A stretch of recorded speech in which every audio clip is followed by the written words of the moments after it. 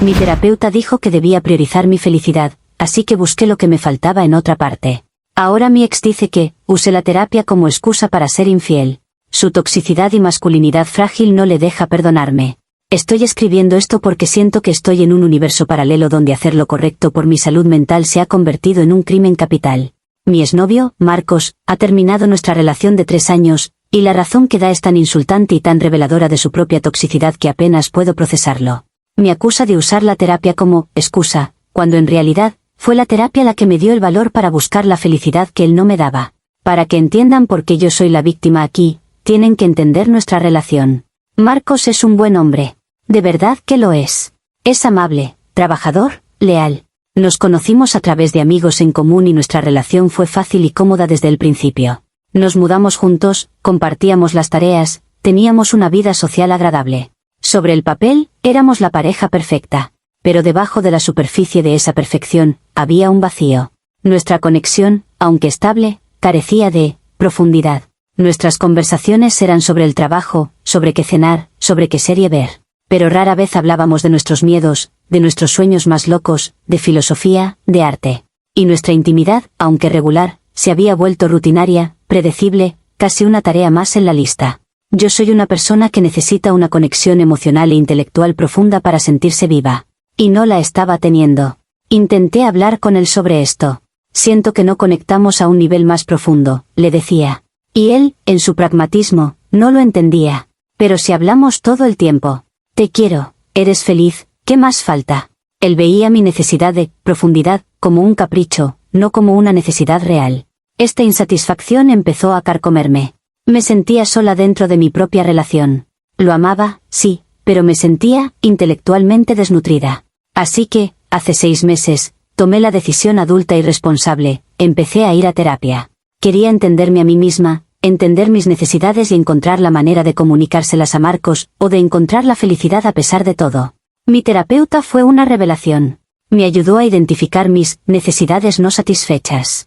Me enseñó que mi felicidad no era responsabilidad de Marcos, sino mía. Y me dio el consejo que lo cambió todo. Tu primera obligación es contigo misma, con tu propia felicidad y tu propio crecimiento, me dijo.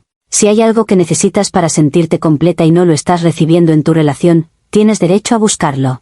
Tu felicidad no puede ser una rehén de las limitaciones de otra persona. Esas palabras fueron como una llave que abrió una puerta en mi mente. Me di cuenta de que había estado esperando pasivamente que Marcos cambiara, que de repente se convirtiera en el compañero intelectual y apasionado que yo necesitaba. Y eso era injusto para ambos. La terapia me dio el permiso, no, la obligación, de tomar las riendas de mi propia felicidad. Si a mi dieta le faltaba una vitamina, no tenía que cambiar toda la comida. Solo tenía que encontrar esa vitamina en otra parte. Mi vitamina apareció en un lugar que nunca esperé, un taller de escritura creativa al que me apunté como parte de mi viaje de autodescubrimiento. Allí conocí a Simón. Simón era todo lo que Marcos no era. Era un escritor, un poco bohemio, increíblemente leído y con una forma de hablar que convertía cualquier tema en algo fascinante. Nuestra conexión fue instantánea y puramente intelectual. Empezamos a quedarnos después de clase, tomando un café, discutiendo sobre literatura, sobre el significado de la vida, sobre las películas que nos habían cambiado.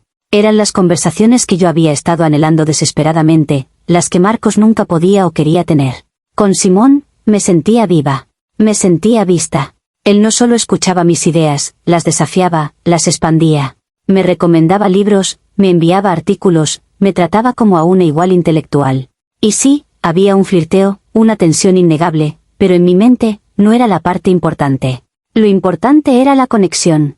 Empecé a ver a Simón fuera del taller. Cenas de trabajo creativo, le decía a Marcos. Y no era una mentira total. Estábamos trabajando en nuestra creatividad, en nuestras almas. Marcos, en su mundo simple, lo aceptaba sin preguntas. Qué bien que tengas un nuevo hobby, cariño, decía. No lo veía como una infidelidad. Lo veía como un complemento necesario a mi vida. Era como tener un entrenador personal para mi mente y mi alma, mientras Marcos era el compañero de mi vida doméstica. La terapia me había enseñado que es poco realista esperar que una sola persona satisfaga todas tus necesidades. Yo estaba, simplemente, diversificando mi cartera emocional. Estaba siendo inteligente. Estaba siendo proactiva con mi felicidad. Las conversaciones con Simón se volvieron más íntimas. Empezamos a hablar de nuestras relaciones. Le conté, en términos terapéuticos, sobre el vacío que sentía con Marcos. Él me contó sobre su propia soledad. Nos convertimos en los confidentes del otro. Y una noche, después de mucho vino y una conversación particularmente profunda sobre el amor y la soledad, pasó. Nos besamos. Y una cosa llevó a la otra. Pero incluso entonces, en el acto mismo, mi cerebro, entrenado por la terapia, estaba analizando. Esto no era una traición a Marcos. Esto era yo, priorizando mi felicidad.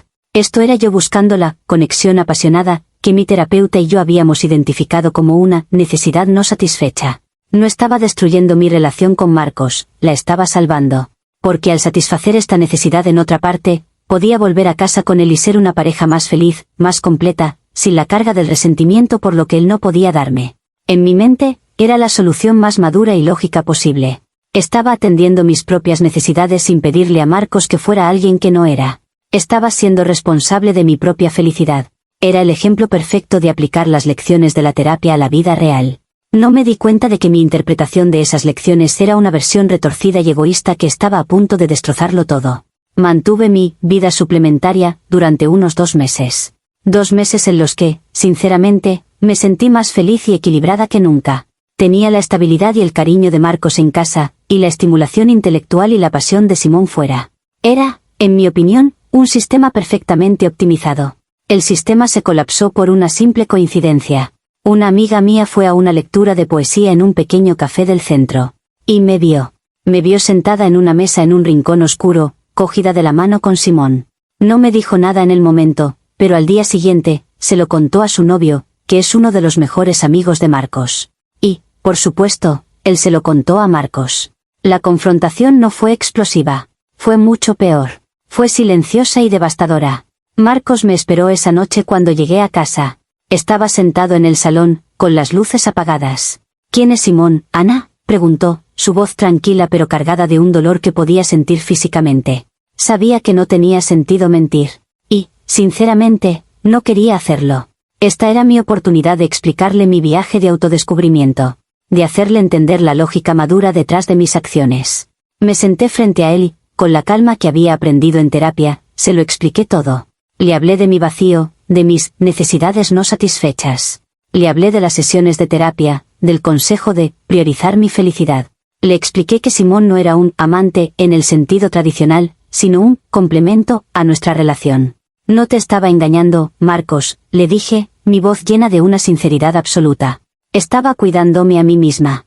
Estaba buscando fuera lo que tú no podías darme, para poder seguir siendo feliz a tu lado. No te estaba quitando nada. Al contrario, te estaba dando una versión de mí más completa y menos resentida. Usé todas las palabras clave de mi terapia: autocuidado, responsabilidad emocional, diversificación de necesidades. Estaba segura de que, si lo entendía desde una perspectiva terapéutica, vería que mis acciones no eran maliciosas, sino lógicas. Él me escuchó en silencio, su rostro impasible. Cuando terminé mi monólogo, se quedó callado durante un largo minuto. Así que, dijo finalmente, y su voz era un hilo de incredulidad. Tu terapeuta te dijo que me fueras infiel. No, corregí rápidamente. Me dijo que priorizara mi felicidad.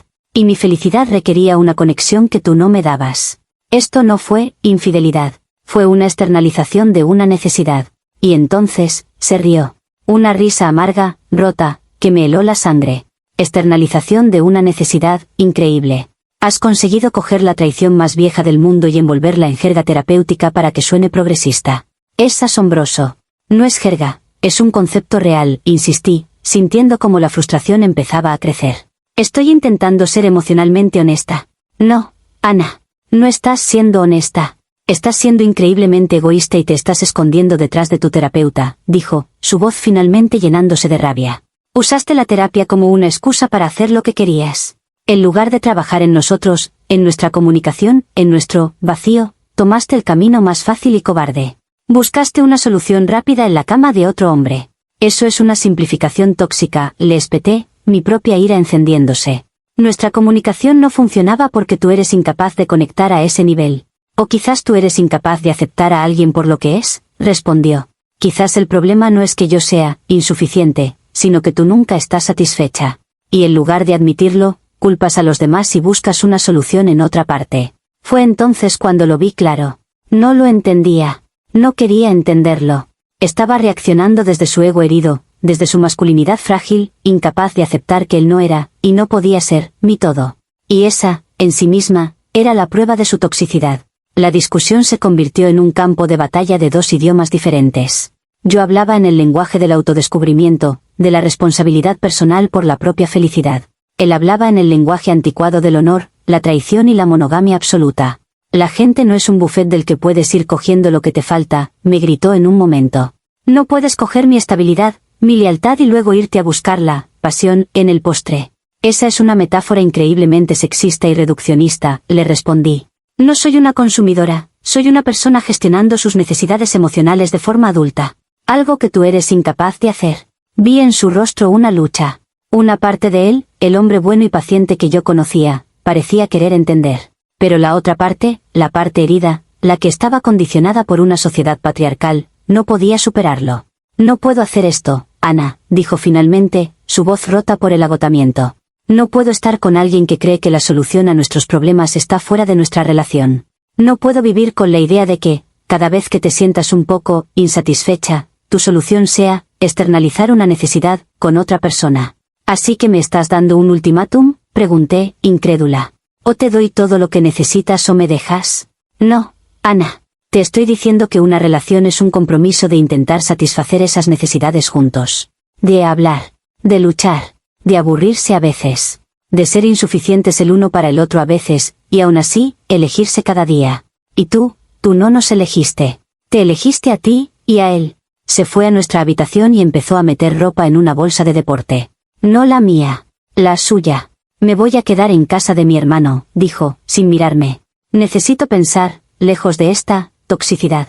Mi autodescubrimiento es toxicidad, me reí con amargura.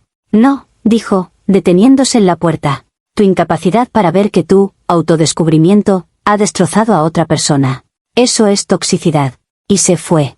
Me dejó sola en el apartamento, con el eco de sus palabras. Pero en lugar de sentirme culpable, sentí una extraña y fría validación. Su reacción había probado mi punto.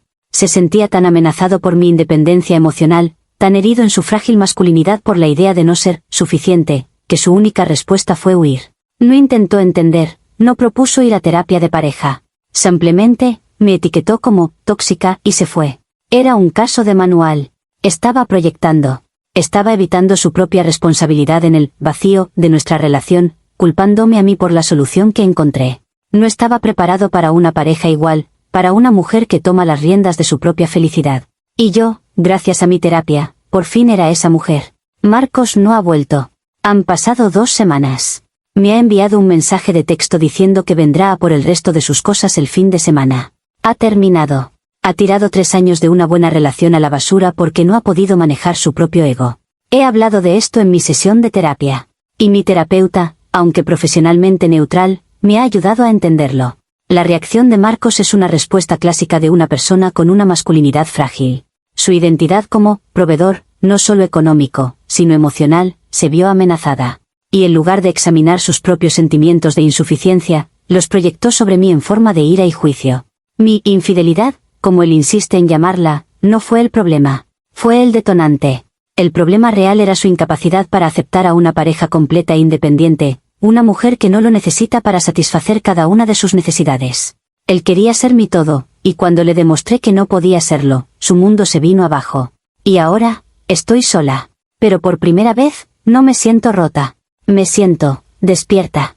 Dolida, sí, pero con una claridad que no tenía antes. Veo su toxicidad, su fragilidad, sus manipulaciones. Él dice que usé la terapia como excusa para ser infiel. ¡Qué ironía! La verdad es que la terapia me dio la fuerza para dejar de conformarme con una relación que no me llenaba por completo. Mi aventura con Simón fue simplemente el resultado de esa nueva fuerza.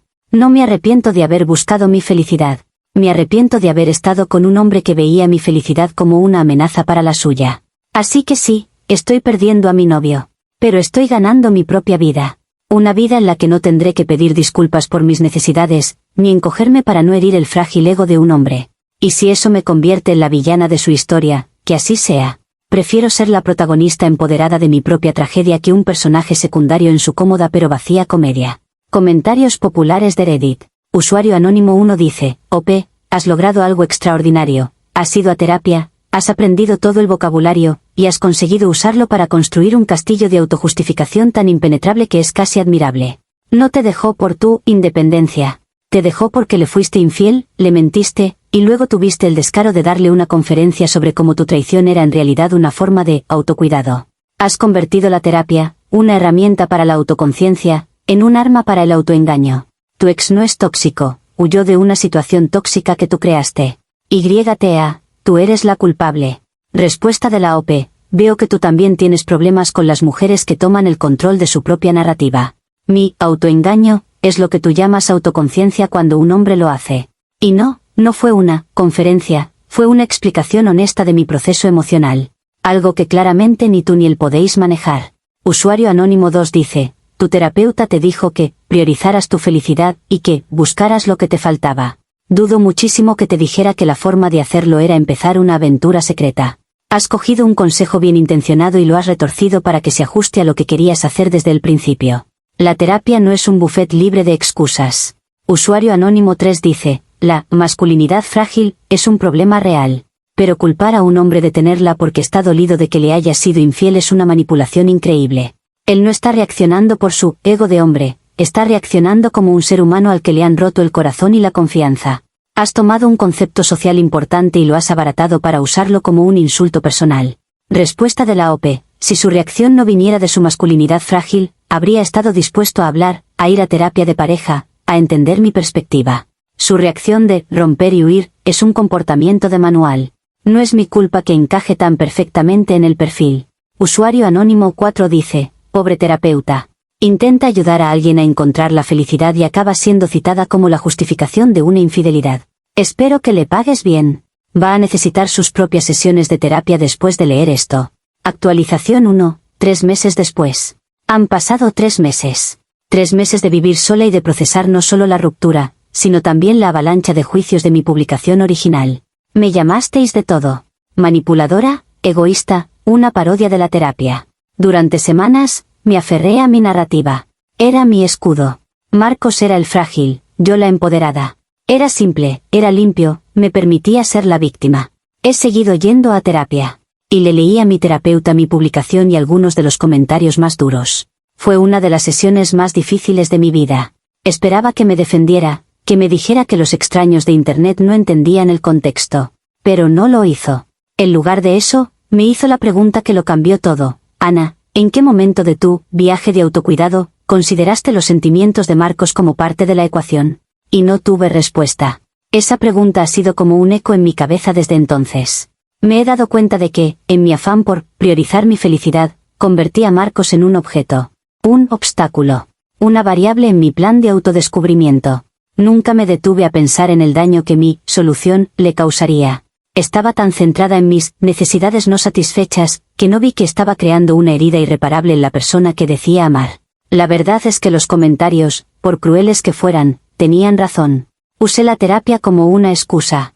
Cogí conceptos válidos como el autocuidado y la responsabilidad emocional y los retorcí para justificar mi egoísmo. No fue un acto de empoderamiento. Fue un acto de cobardía. En lugar de tener la conversación difícil y dolorosa con Marcos, la de, te quiero, pero esto no es suficiente, y quizás deberíamos separarnos, tomé un atajo. Quería tenerlo todo, su estabilidad y la emoción de otro. Y al final, me quedé sin nada.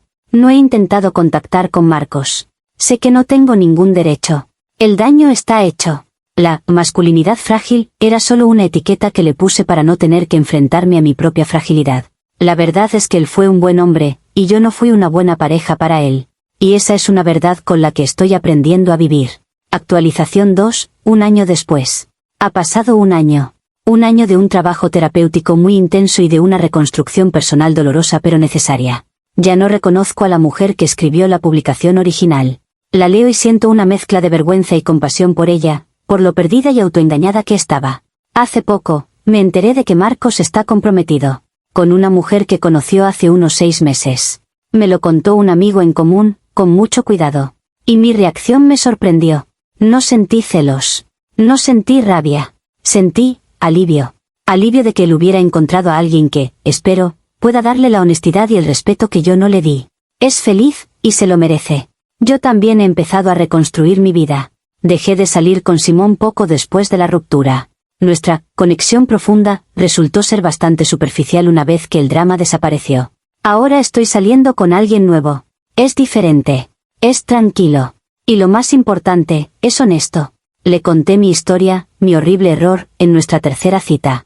Se lo conté sin excusas, sin jerga terapéutica, asumiendo toda mi responsabilidad. Esperaba que saliera corriendo. Pero no lo hizo. Gracias por tu honestidad, fue lo único que dijo. He aprendido que la verdadera fortaleza no es buscar la felicidad a cualquier precio. Es tener la integridad para ser honesto, primero contigo mismo y luego con los demás, incluso cuando la verdad es difícil. El verdadero autocuidado no es satisfacer tus caprichos, es construir una vida de la que puedas estar orgullosa. Mi antigua terapeuta y yo ya no trabajamos juntas. Decidimos que necesitaba una nueva perspectiva. A veces me pregunto si su consejo fue erróneo o si yo simplemente escuché lo que quería oír. Probablemente, una mezcla de ambas cosas. Ya no busco suplementar mi vida. Busco construir una que sea completa por sí misma. Es un proceso mucho más lento y mucho menos emocionante. Pero por primera vez, se siente real. Y se siente feliz. De verdad.